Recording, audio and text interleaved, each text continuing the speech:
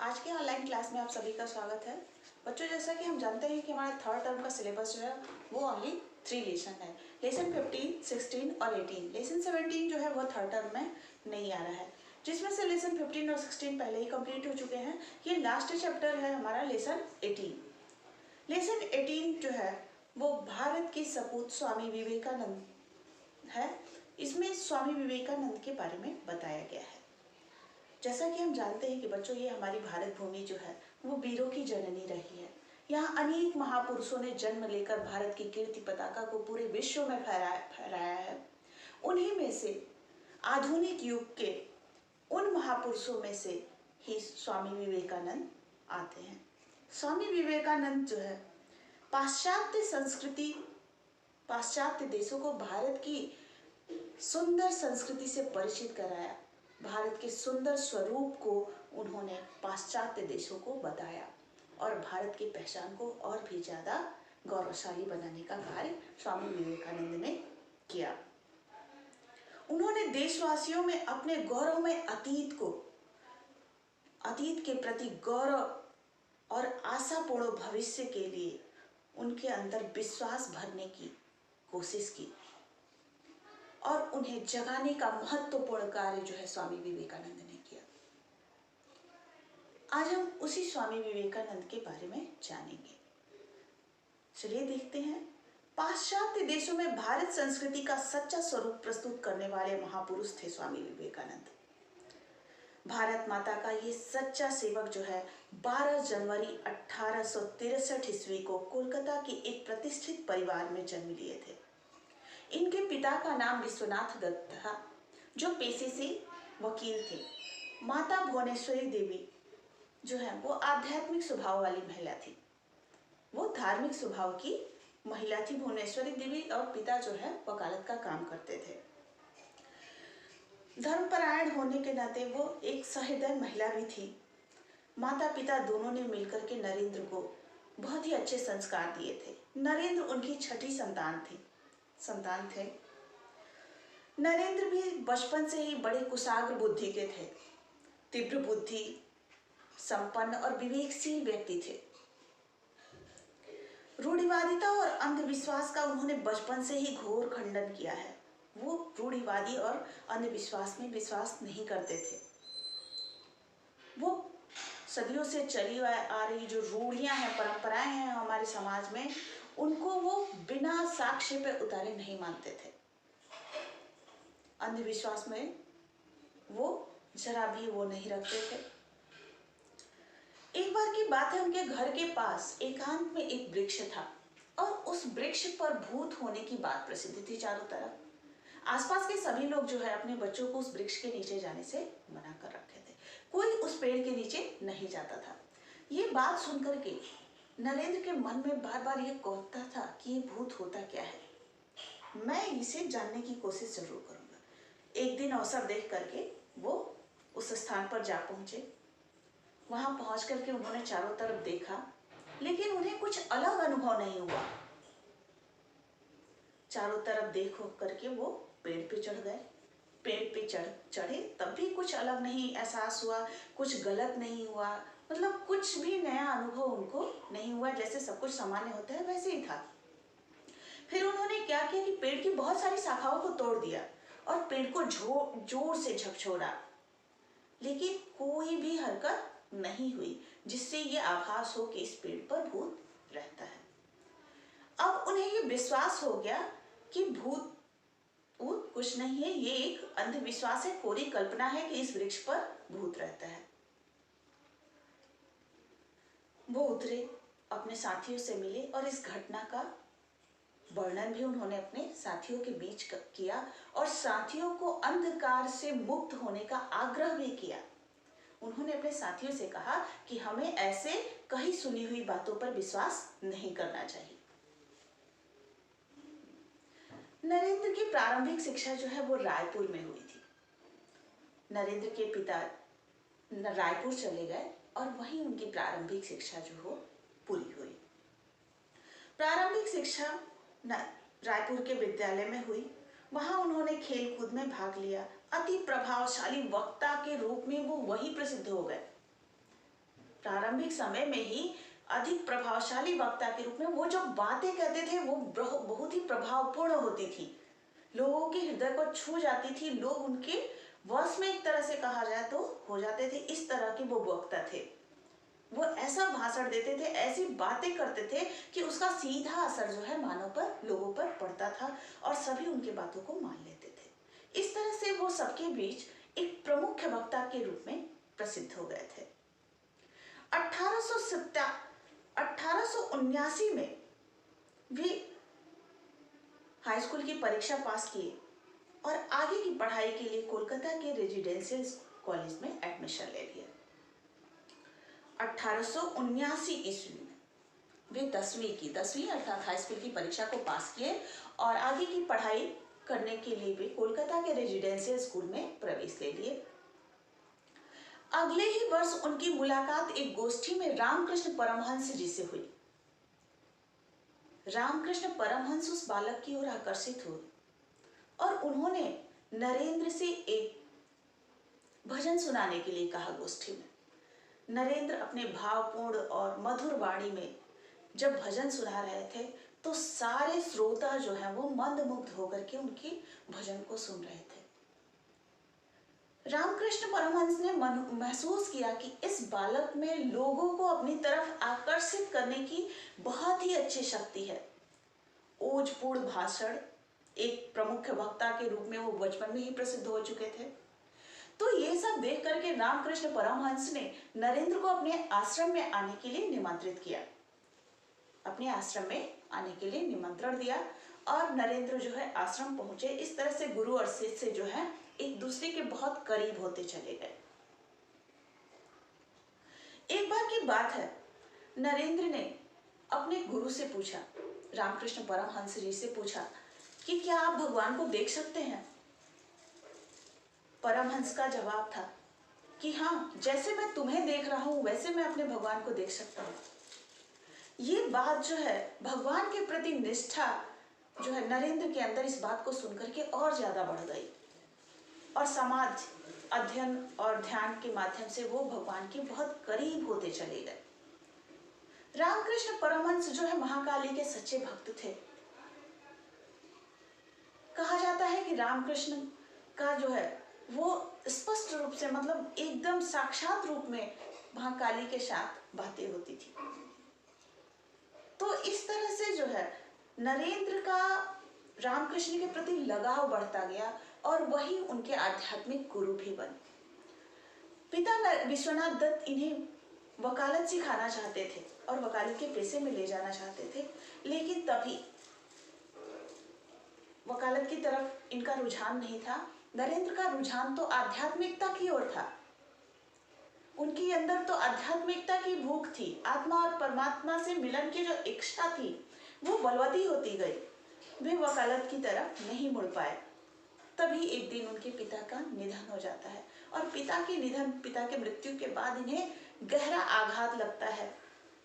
आर्थिक स्थिति भी परिवार की चरमरा जाती है। उस हालात में इन्हें नौकरी करना पड़ता है और ये जो है नरेंद्र अटारनी के कार्यालय में नौकरी का काम करने लगे।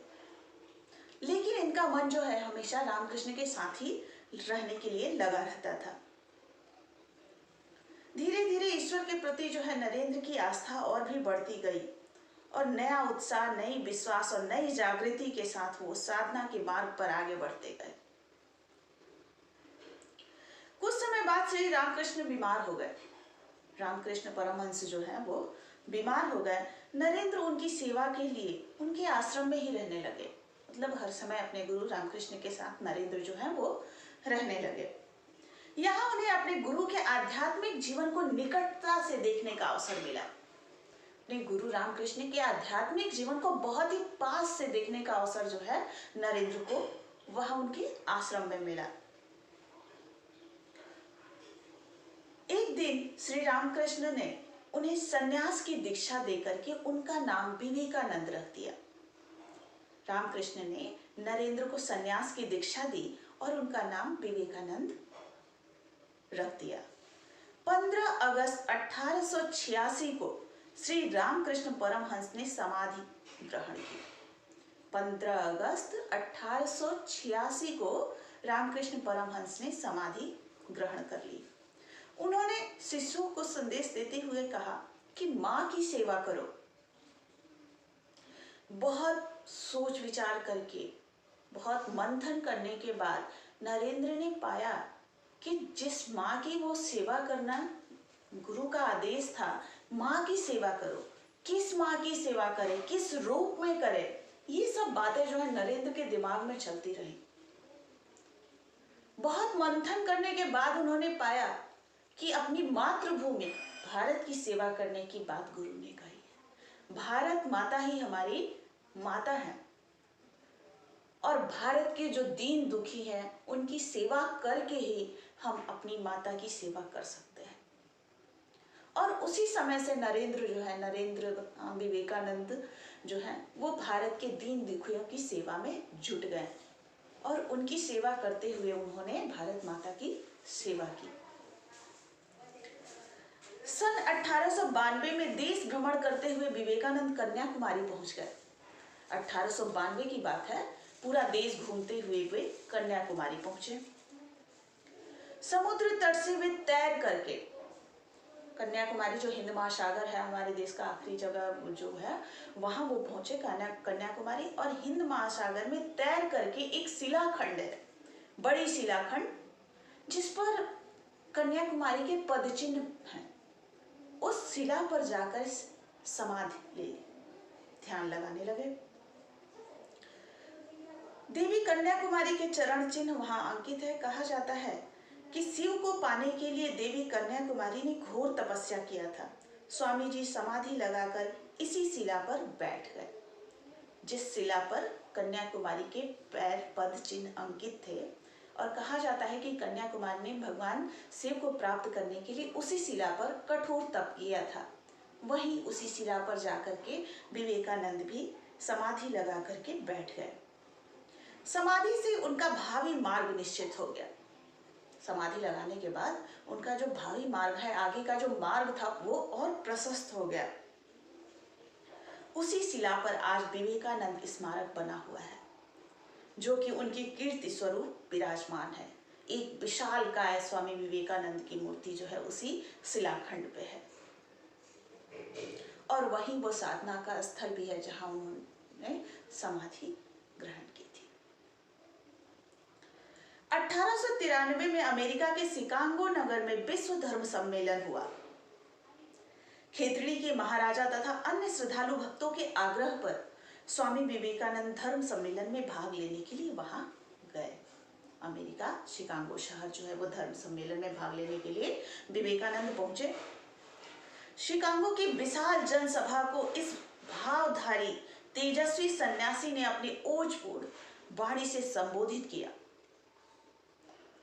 मेरे अमेरिका वासी भाइयों और बहनों, उनके ओजस्वी पूर्ण स्नेही शब्दों ने दर्शकों को मुग्ध कर दिया और सारा हाल जो है तालियों की गड़गड़ाहट से गूंज उठे। स्वामी जी ने वहां हिंदू धर्म की सहिष्णुता, उदारता, विश्व प्रेम, विश्व बंधुत्व आदि आदर्शों और भारत की संस्कृति तथा विश्व प्रेम का आदर्श प्रस्तुत किया। भारतीय संस्कृति का जयनाद किया और उस धर्म सभा में उन्होंने भारत की संस्कृति को सबसे बड़ा बताया। उन्होंने हिंदू धर्म के धैर्य, क्षमा, कर्म की पवित्रता, क्रोध न करना आदि गुणों को उजागर किया। पश्चिमी देशों ने उनका हार्दिक स्वागत किया। अब देखिए उन्होंने हिंदू धर्म को किस तरह से उस महान धर्म सभा में सर्वश्रेष्ठ घोषित किया। उन्होंने बताया कि कोई ऐसा धर्म नहीं है जो ये कहता हो कि पूरा विश्व जो है वो एक परिवार है, लेकिन हमारा जो सनातन धर्म है, जो हिंदू धर्म है, वो संपूर्ण विश्व को एक परिवार के रूप में मानता है, सारे विश्व के लोगों को अपना भाई बंधु मानता है। इस तरह का जिक्र किसी और धर्म में नहीं किया गया है। इस तरह से ये जो हमारा सनातन धर्म है, जो हिंदू धर्म है, वो सभी धर्मों में श्रेष्ठ है। इस बात को उन्होंने वहां की धर्म सभा में उद्घाटित किया। और पूरे अमेरिका वासियों ने इसका स्वागत किया। भारत लौटकर स्वामी विवेकानंद ने देशवासियों के मन में देश के गौरवशाली अतीत को जगाने का कार्य किया। जब धर्मसभा के बाद वापस विवेकानंद अपने देश भारत पहुंचे तो उन्होंने भारत के युवाओं को जगाने की कोशिश की, भारत के गौरवमय अतीत को याद दिला करके कि हमारे भारत का गौरव, हमारा समय बीता हुआ समय कितना गौरवशाली था, उसको याद करा के उनके अंदर जागृत भावना भरने की कोशिश जो है स्वामी विवेकानंद ने किया। उन्होंने युवाओं को जागृत करते हुए कहा, उत्तिष्ठित जागृत प्राप्य वर्णानि बोधत, अर्थात उठो जागो, शुभ मुहूर्त आ चुका है, तुम्हारे सामने तुम्हारे लक्ष्य अपने आप ही खुलते चले जाएंगे। इन शब्दों से प्रेरित किया। कोई ऐसा न था जो उनके ओजस्वी भाषणों से प्रभावित न हुआ हो। भारत देश को वे अपनी माता और यहाँ के दुर्बल, निर्धन, दुखी, दरिद्र व्यक्तियों की सेवा को ही वो भारत माता की सेवा मानते थे। देशवासियों के मन में उनके प्रति अपार श्रद्धा थी। देशवासियों के आत्मबल को जगाकर उन्होंने उज्जवल भविष्य बनाने के लिए उनका आह्वान किया। भारत के युवाओं को जागृत कर उनके भविष्य को उज्जवल करने के लिए उन्हें जागृत किया और बल से परिपूर्ण किया। रामकृष्ण मिशन की स्थापना कर उन्होंने मानव सेवा के कार्य को प्रोत्साहित किया। रामकृष्ण मिशन की स्थापना उन्होंने की, जिसका मठ जो बेलूर में आज भी है। तो यहाँ जो है मानव सेवा के कार्य को उन्होंने प्रोत्साहित किया। रामकृष्ण मिशन के द्वारा आज भी लगभग पूरे भारत में जो है सेवा का कार्य किया जाता है। 40 वर्ष की अल्प आयु में ही इस महान ओजस्वी पूर्ण वक्ता की वाणी को विराम लग गया। ये महामानव ओजस्वी पूर्ण वाणी ने सदा के लिए मौन धारण कर लिया था। 40 वर्ष की छोटी सी आयु में ही विवेकानंद जो है वो स्वर्ग सुधार गए और उसी के साथ उनकी ओजस्वी पूर्ण वाणी ने विराम ले लिया। विवेकानंद जो है वो हमारे आधुनिक युग के महापुरुषों में से बहुत ही महान पुरुष थे, जिन्होंने भारत के युवाओं को जगा करके उनके गौरवशाली अतीत को याद दिला करके उज्जवल भविष्य को बनाने के लिए जागृत किया था। बच्चों, इस पाठ को ध्यानपूर्वक पढ़िएगा, कठिन शब्दों को याद कीजिएगा। एक्सरसाइज और क्वेश्चन आंसर आपको पीडीएफ के माध्यम से दिए जाएंगे। आज के लिए इतना ही, धन्यवाद।